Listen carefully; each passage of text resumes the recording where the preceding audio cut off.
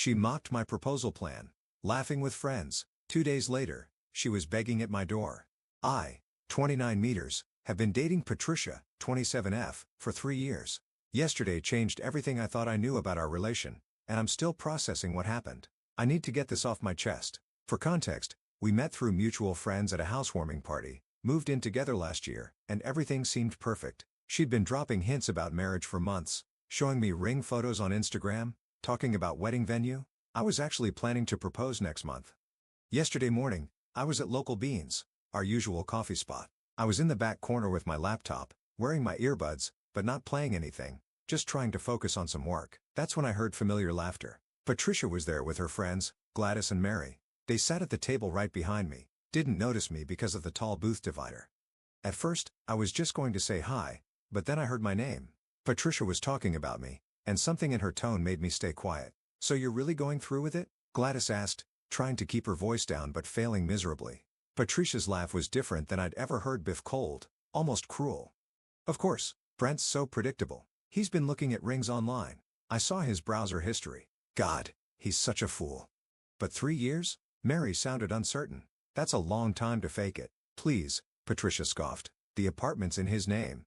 I've barely paid for anything, and Jason's place is twice as nice. You should see his car." My hands were shaking, but I kept perfectly still. Jason, her work friend, who'd been showing up in her Instagram stories lately. "What if Brent doesn't propose when you expect?" Gladys asked. "Oh, he will. I've got him wrapped around my finger. And when he does," Patricia lowered her voice, but I could still hear her clearly, "I'm going to let him do it in front of everyone. Get down on one knee, make his little speech. Then I'll laugh in his face and tell him what a pathetic loser he is. Jason's already got our Cabo trip booked for the next day." They all giggled, and I heard ice cubes clinking in glasses. "You're so bad," Mary squealed. "What about all his friends? Your shared friends? They'll get over it. Most of them are his friends anyway, and I've got better options with Jason's crowd. Better parties, better connections. Brent's nice and all, but he's just basic. Did you know he still uses a Timex watch?" In 2025, I sat there, letting the rage build slowly, controlling my breathing. 3 years, 3 fucking years of my life, and she'd been playing me the whole time. "When's D-Day?" Gladys asked. "He always does big things at Giovanni's, that Italian place he thinks is fancy." More laughter. "I give him 2 weeks max. I've been sending him photos of that princess cut ring from Somerset Jewelers all week." They talked more about Jason, about their secret dates, about how Patricia had been stashing away money from our joint account. Everything she said made me grip my phone tighter, but I didn't move. I just kept recording. Finally, they left. I watched through the window as they got into Patricia's car, still laughing. She had no idea I'd heard everything. No idea that I'd recorded her entire confession on my phone. I drove home in a daze, but my mind was already working on what to do next. The apartment lease, our shared accounts, all the evidence I'd need. The rage had turned into something cold and focused. When Patricia came home that eve, I acted completely, asked about her day, listened to her lies about lunch with the girls.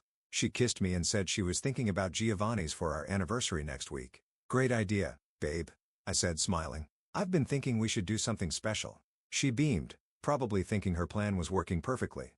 If she only knew what I had planned for her instead. "I'll post updates as things develop. Right now, I need to make some calls and set a few things in motion. The next few days are going to be interesting." Update 1. Quick recap. Overheard my GF Patricia, 27, at a cafe telling her friend she was planning to humiliate me during my proposal, and that she's been seeing some guy Jason from her office. Well, buckle up because the last week has been absolutely insane. After that day at the cafe, I went into full detective. I know it sounds dramatic, but I needed solid proof before making any moves. The first thing I did was create a fake Instagram account and started following Patricia's friends, Gladys and Mary. These idiots post everything. Within 2 days, I had dozens of screenshots of them at different bars and restaurants with Patricia and Jason. The best part? In several photos, you can clearly see them making out while Patricia's wearing the promise ring I gave her last Christmas. But here's where it gets better. Remember how Patricia always works late on Thursdays? Well, I decided to grab dinner at that small Thai place near her office. Guess who I saw sharing pad Thai and playing footsie under the table? Yep. Patricia and Jason. Looking very much not like co-work. I wasn't going to do anything stupid. I just sat at the bar, ordered a beer, and recorded a few clips on my phone. The funny part is how they were so caught up in their little world, they didn't even notice me. Patricia was literally wiping sauce off his chin while wearing my hoodie. The audacity of this woman. The next day, I ran into Gladys at the grocery. She looked like she'd seen a ghost. I just smiled and asked her how the cafe meetup was last week. She started stammering about how she had to go, but I kept her there by asking innocent questions about Patricia. "Oh, how's she doing with that big project at work? Must be stressful with all those late meetings." Gladys was sweating bullets. I decided to really twist the knife. I pulled out my phone and showed her the engagement ring I'd been planning to propose with. It was just a photo from Google. Her face went through about 5 different emotions in 3 seconds. She immediately called Patricia after leaving the store. I know because Patricia called me 5 minutes later, being suspiciously sweet and asking about dinner plans for the next few weeks. My friend Jacob helped me set up the next phase.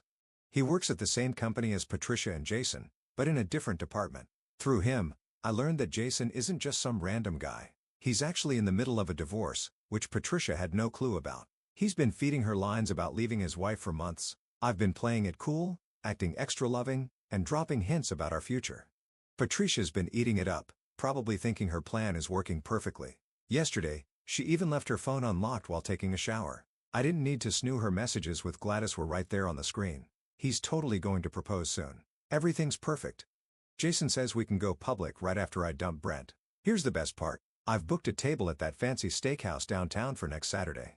Patricia thinks it's for a proposal. Her friends all RSVP'd to come celebrate with us after. Even Jason's planning to be at the bar, coincidentally, to watch the show. Little do they know, I've got a whole different kind of show planned. I've already lined up a new apartment. My stuff's been slowly disappearing from our place. Nothing obvious, just things she wouldn't immediately notice. The ring box I'm bringing to dinner, it's got printouts of all their photos and messages, plus a special note just for her. The hardest part has been acting normal. Every time she kisses me or talks about our future, I have to resist the urge to call her out right there. But watching her dig herself deeper, planning my humiliation while I'm planning something much bigger, it's almost poetic. My hands are shaking just writing this, but not from sadness, from anticipation. Saturday can't come fast and I've got everything documented, witnesses lined up, and an exit strategy ready. Patricia thinks she's about to star in her own little romance movie, but she has no idea she's actually in a tragedy of her own making. I'll update again after Saturday, and trust me, you won't want to miss what happens next. Edit. Thank you all for the support. And to those asking, yes, I've got all the evidence backed up in multiple places. I'm not leaving anything to chance. Edit 2.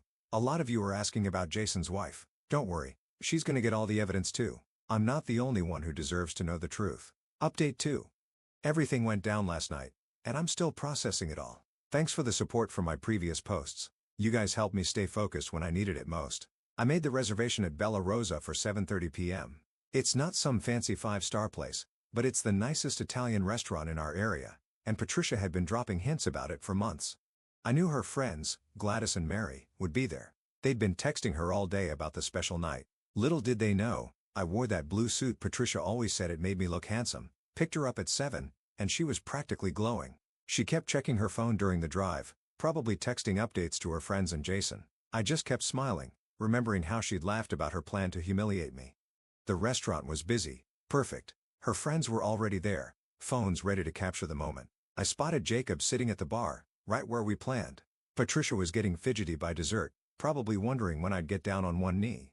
That's when I did something she didn't expect. I stood up, but instead of reaching for my pocket, I picked up my wine glass. "I'd like to make a toast," I said, loud enough for nearby tables to hear. Patricia's face lit up. Gladys already had her phone out. "To Patricia," I started, "who's been sharing my life for 3 years." She was beaming. "Who's been sharing her life with Jason from accounting for the last 8 months? The smile froze on her face. I pulled out my phone and played the recording from the cafe.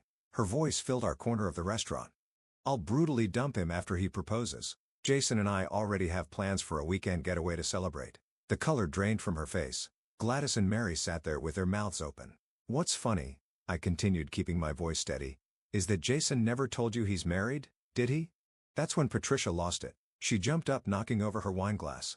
"You fucking asshole," she screamed. "You set me up." The restaurant went dead quiet.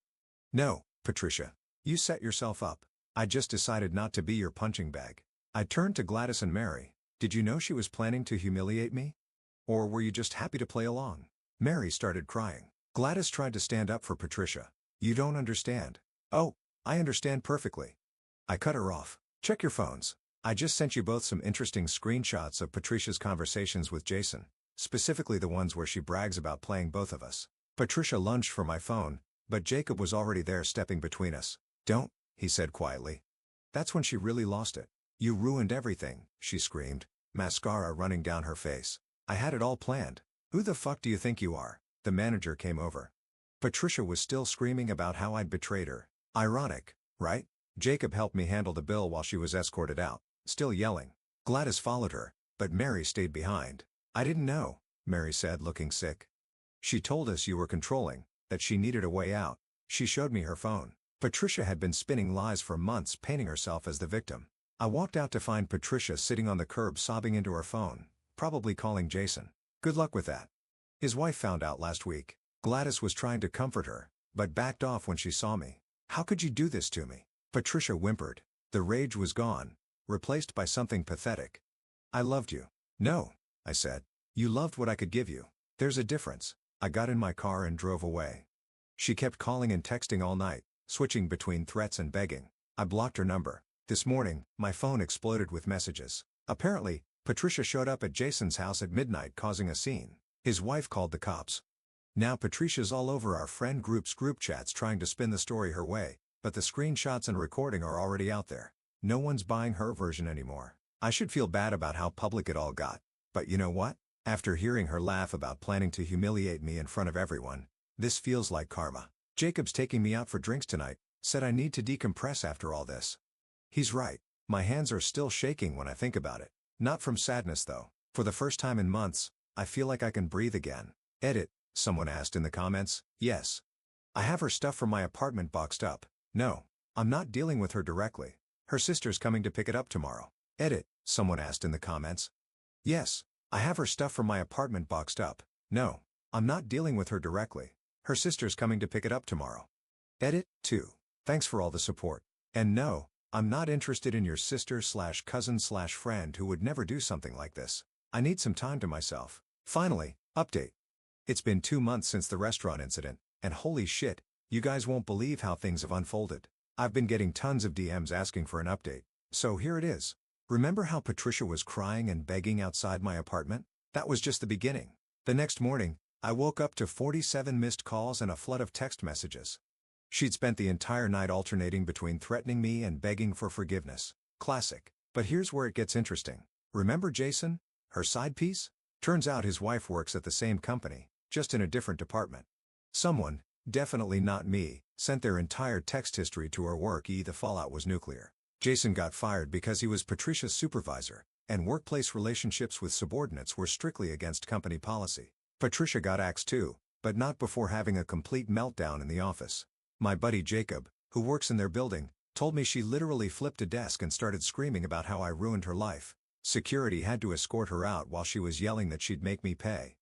Real classy Patricia. But karma wasn't done with her yet. Remember those screenshots I collected? The ones where she bragged to Gladys and Mary about playing me for a fool and planning to humiliate me? Well, they somehow made their way to our entire friend circle's group chat.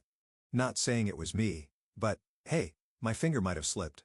The best part? Her friends turned on her hard. Mary actually came to my place to apologize, saying she had no idea how deep Patricia's manipulation. Apparently, Patricia had been spreading lies about me for months, telling everyone I was controlling and borderline abusive. The screenshots proved otherwise, showing her bragging about how she could make that idiot buy me anything and how she was only with him for his money. Joke's on her. I'm not even rich.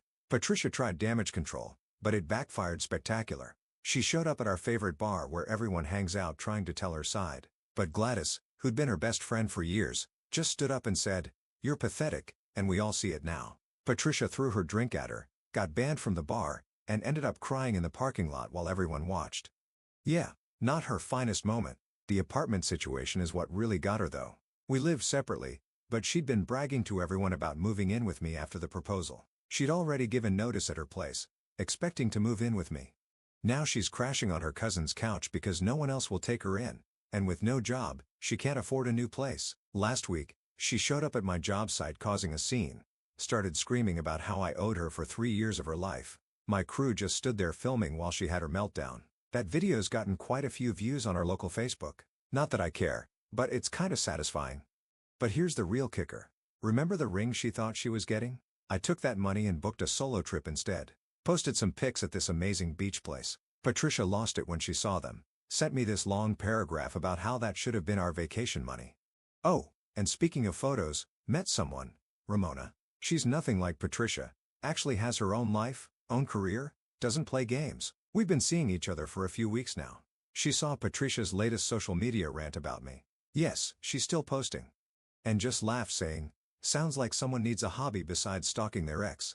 Patricia found out about Ramona through Instagram and went nuclear, started messaging Ramona with warnings about me. Ramona just sent back that video of Patricia's parking lot meltdown and blocked her. God, I love this woman. The cherry on top? Patricia's parents, who always treated me like family, called me last week. They apologized for their daughter's behavior and said they raised her within this. Her mom was crying saying she's so ashamed. Must have been humiliating. Everyone in their church group seen the videos by now. So, yeah, that's where we're at. Patricia's jobless, friendless, and apparently moving back in with her parents' neck.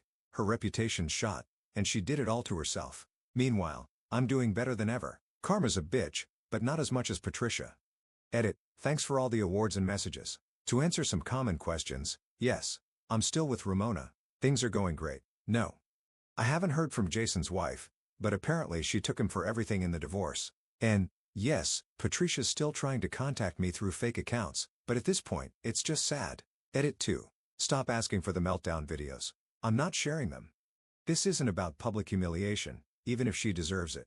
TLDR, ex tried to play me, ended up playing herself, lost her job, friends, and dignity. I found someone better and couldn't be happier.